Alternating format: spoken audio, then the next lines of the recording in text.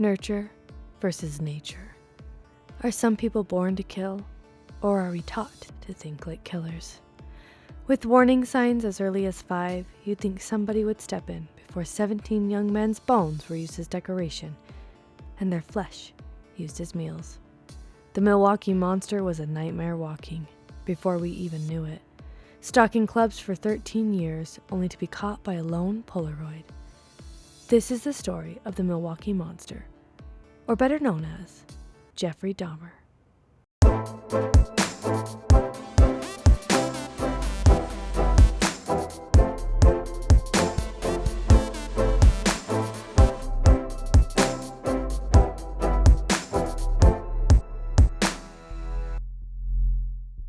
Hi guys, I'm your host Lulu and welcome back to my podcast. I'm actually really excited about this short series that we are covering. I've been wanting to cover this for a long time, and I actually tried to record it once before and absolutely hated it. So hopefully this time around goes a little better than the last time. And I'm not sure how many people listen to the very end of the podcast, but if you did, you would hear that there is a disclaimer at the end that talks about just how I've done all the research on my own and that there might be false or misleading information. I am still going to put that at the end of this episode, but I also wanted to put one at the beginning.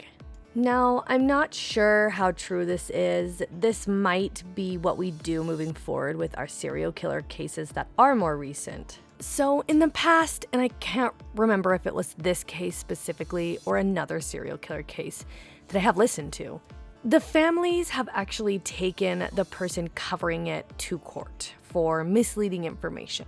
So right off the bat, I want to state that nothing in this podcast should be taken as fact. We kind of do this as like a news source, is what you would call it, where I just compile a bunch of different information and I just pretty much cover the case for you to listen to, so you don't have to go to a million different places to find, the information you're looking for.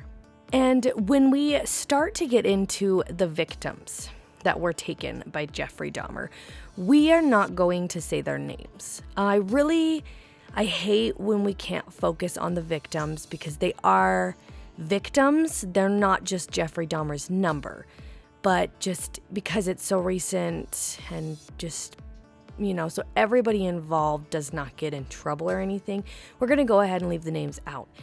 If you do wish to follow along with the names, you can just look them up. It's very easy, and then any other, news article will give you their names.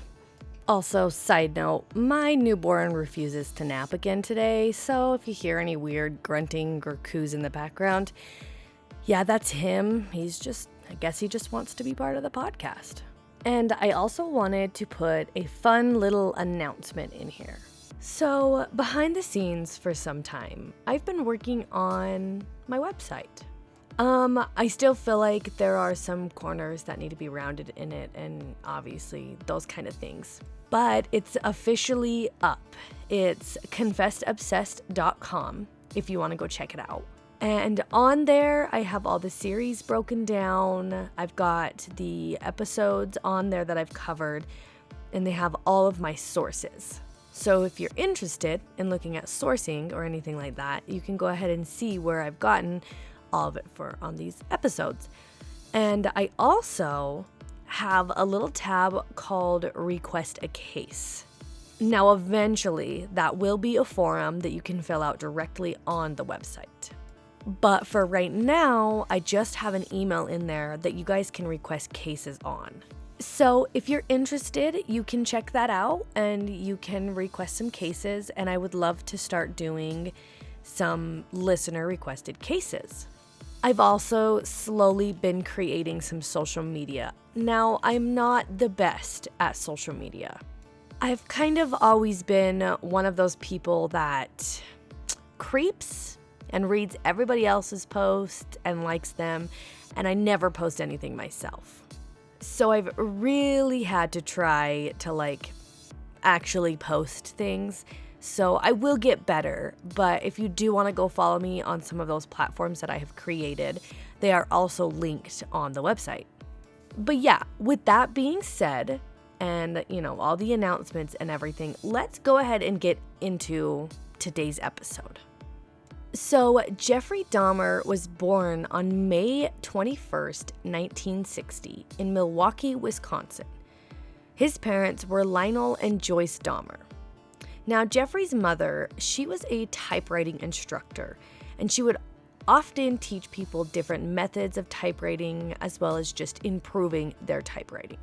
And she was recorded in many different articles that I read about how she was very depressed, and I guess she actually tried to commit suicide once by taking a bunch of pills, but that obviously did not succeed, and that shows you how depressed his mother was. Now, a little while after she had tried to commit suicide, she actually got pregnant with her second child. During that pregnancy, she could tell that Jeffrey was having a very hard time with it. And then in turn to her, it made her pregnancy a lot harder. Now, I can see with her being depressed, and maybe she was excited about this baby, and then she noticed her first just wasn't.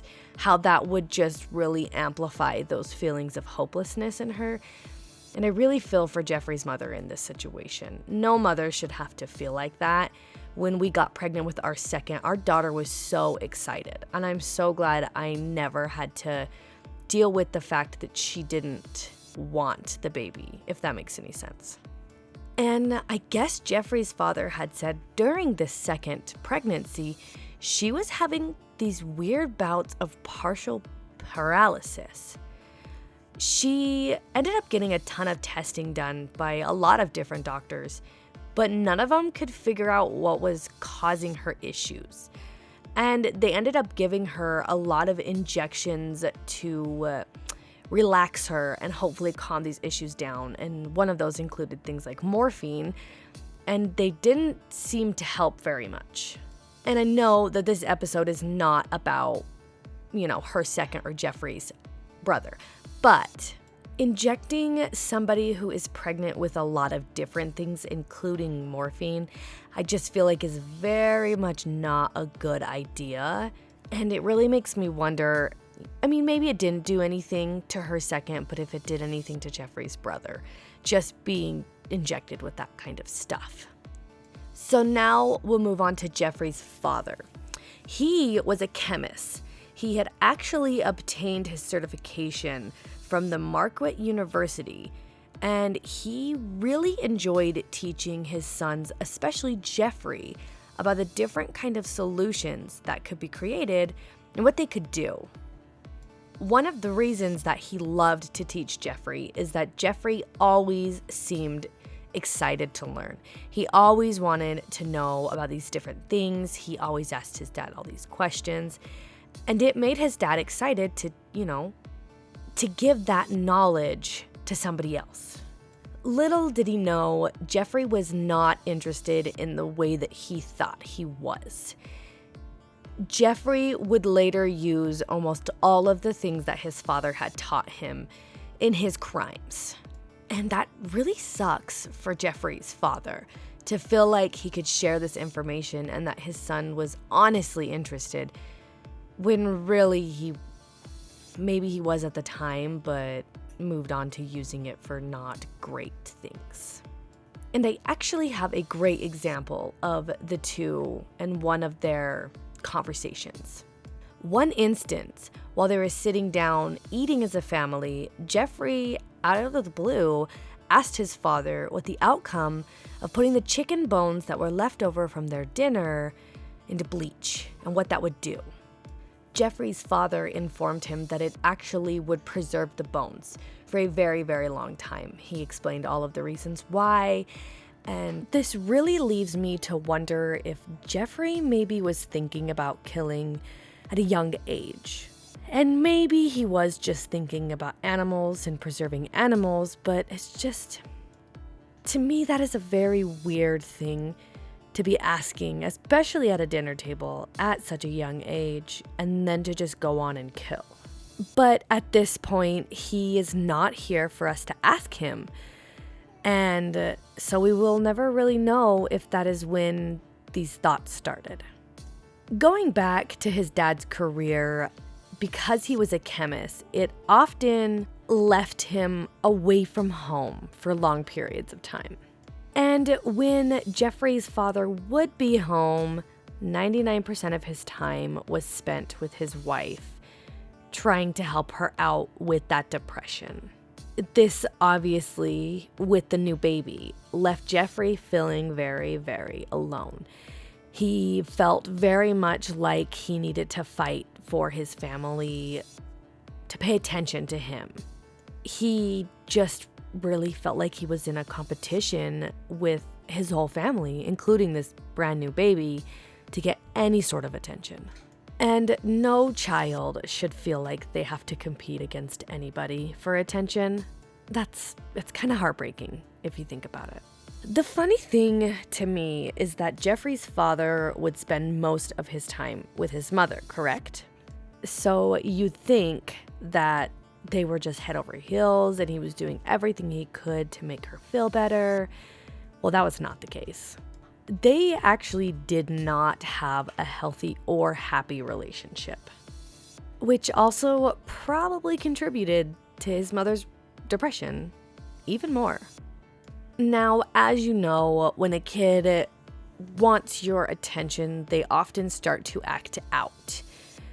They will learn quickly that any bad thing that they do, they'll get in trouble for, and you will give them that attention. Even if it's negative, they still want it. And this kind of happened to Jeffrey, and he started acting out a lot during his adolescence. And this in turn ended up leaving Jeffrey very isolated from others. He really didn't want to form any sort of attachments because he did see how his family grew up and how toxic his parents were to each other. And I don't blame him for watching and being in this really bad environment while growing up and becoming almost scared to create any kind of relationship. At this point in Jeffrey's life, we are about to the puberty stage. During this stage, Jeffrey has talked about how he started having a lot of homosexual thoughts. Now, it's never been outright said that Jeffrey was gay, but instead of going to his parents when he felt like this, he decided, because it was a shameful thing, that he was just gonna kind of ignore it. And because he didn't have a lot of friends, because he grew up very isolated, he didn't really have anybody to talk about it and really help him cope through those feelings. And later on, when Jeffrey had been arrested, he would talk about how this is about the time where his fantasies began to shift from just normal fantasies to much darker ones. He would talk about how he began to think about a lot of murder, and at this point, he also began fantasizing about necrophilia. And Jeffrey knew immediately that these were wrong. He would try and combat these thoughts by drinking excessive amounts of alcohol at a very young age. This, in turn, obviously ended up affecting his schoolwork and his grades. And he even started to bring alcohol to school. He would either store the bottle in his locker or he would end up taking it to class.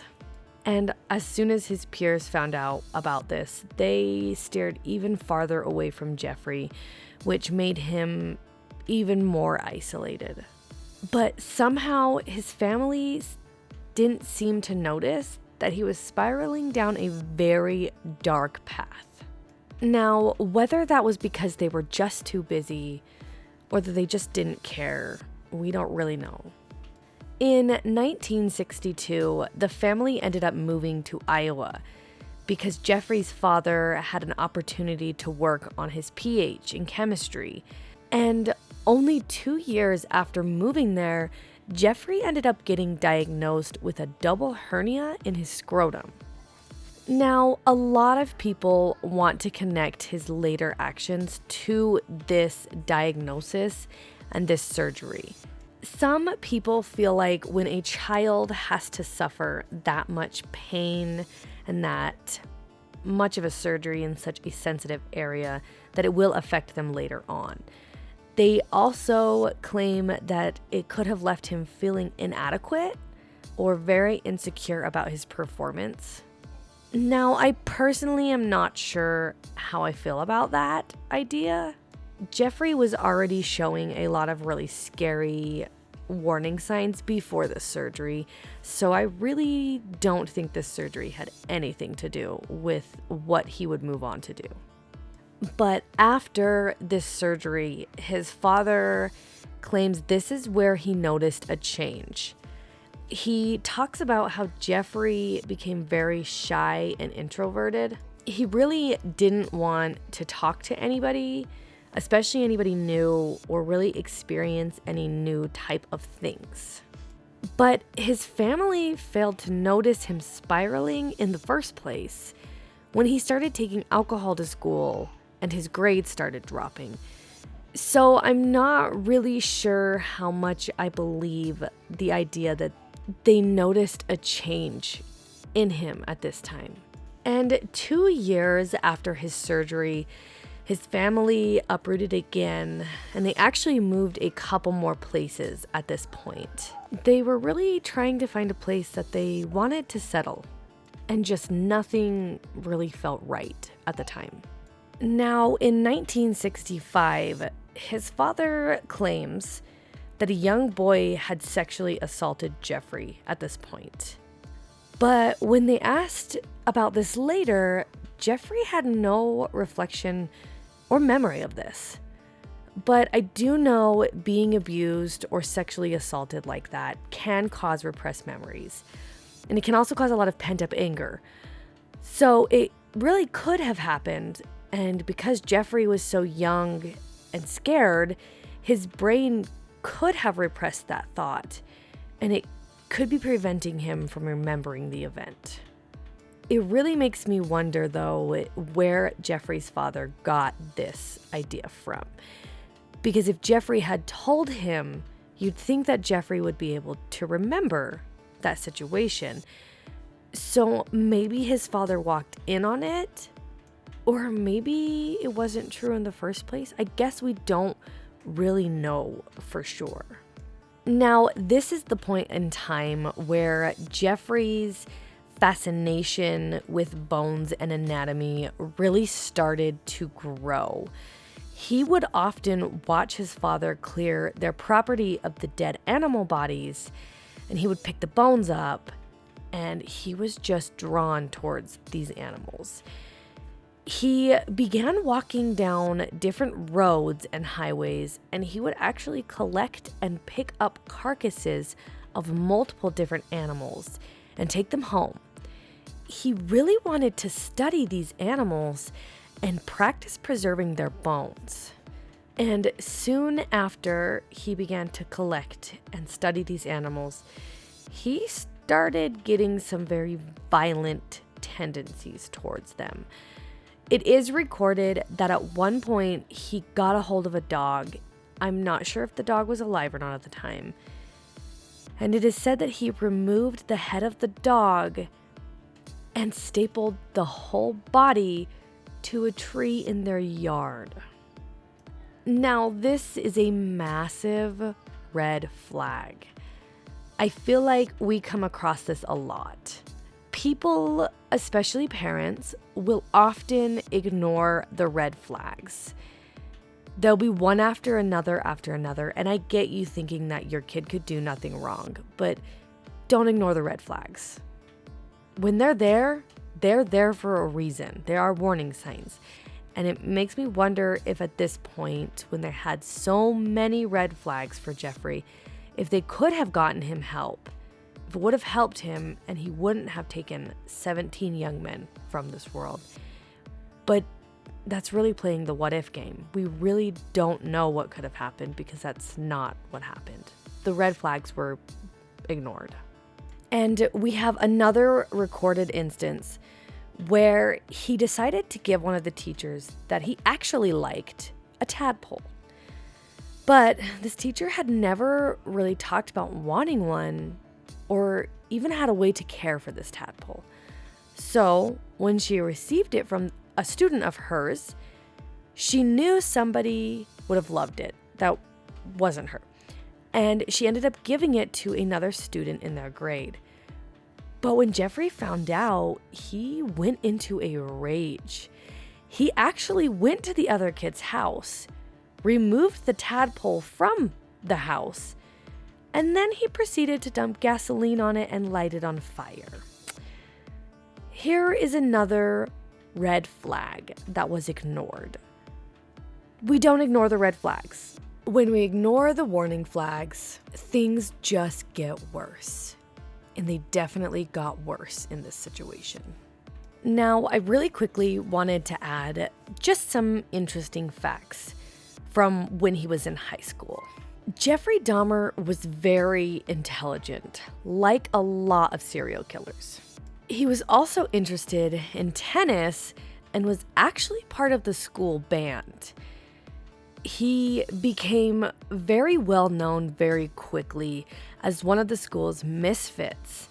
And people would often talk about the really dumb pranks that he would play on people. There's recorded cases of him doing things like making weird sounds at random times, barking at people.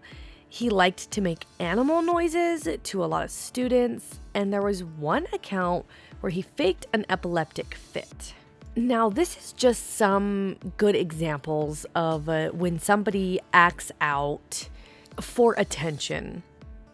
And Jeffrey, at this point, might have not necessarily been acting out for his family's attention, but if he would have kind of fell into a habit of acting out to get that attention at a young age, he probably never got out of it, if that makes any sense.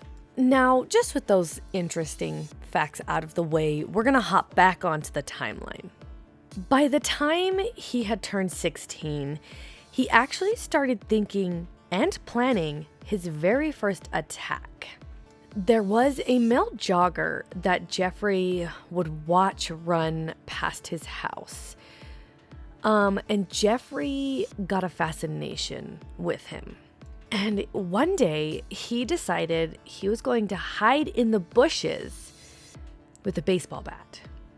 The goal was when the jogger came by, he was going to hit him over the head with the bat and completely knock him out, therefore giving Jeffrey complete control over this jogger, and he could finally live one of his fantasies.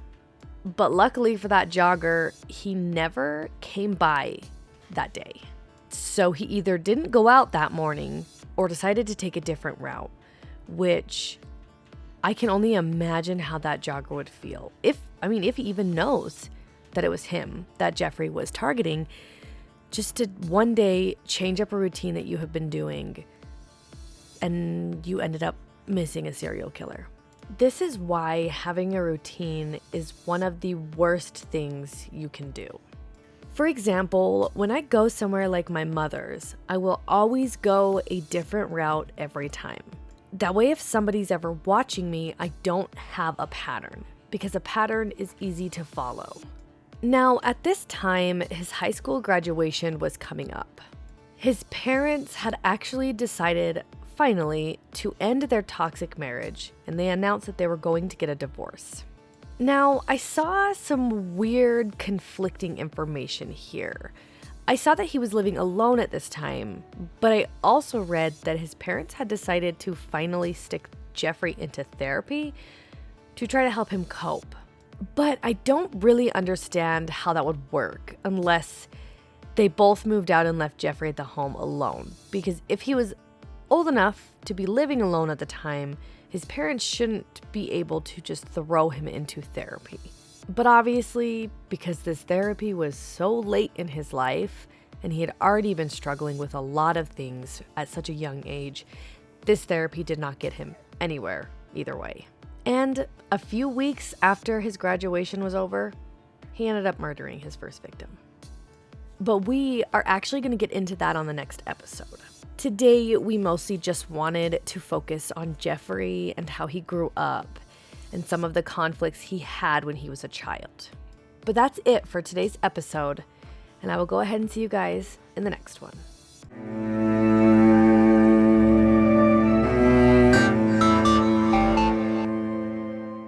This podcast should not be taken as fact due to its risk of containing false or misleading information.